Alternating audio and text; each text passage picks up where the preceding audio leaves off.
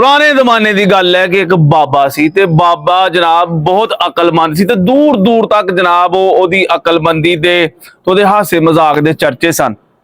एक न्याणा उस बाबे कोल गया ते उन्हें जाके कहंदा कि बाबा जी मैनू कामयाबी ते खुशी दा राज दस दिओ। बाबे ने एक बारी न्याणे नाल वेख्या ते उन्हें कहा इस तरह कर, पिंडों बाहर जा ते बाजार चो ना एक वड्डा दवाना सिर ते चुक के ते मेरे को लैके आ। न्याणा सोची पै गया कि जनाब इहदे च केहड़ा राज आ खुशी दा। खैर उन्हें कहा चलो जी चलने। वो गया बाजार जनाब, उन्हें एक वड्डा जा दवाना देखा, उस सिर ते रखिया ते जनाब पिंडां दी गलियां चों वापस आने की तैयारी शुरू करती। हुण ओहदा जनाब फुल ध्यान है और एहतियात है कि किते गलती नाल दवाना थल्ले ना डिग जे।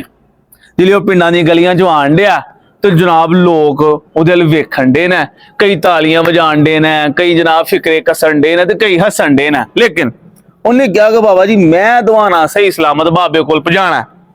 खैर वो दवाना सही सलामत बाबे को लैके आ गया।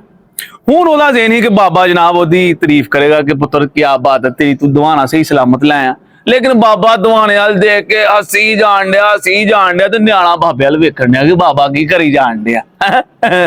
खैर बाबा हसते हसते जनाब बाबे दे अथरू निकल आए। खैर बाबे ने अथरू साफ किए, हसते हसते उन्हें कहा पुत्र तू की चाहता है कि मैं तेनों खुशी ते कामयाबी का राज दसा।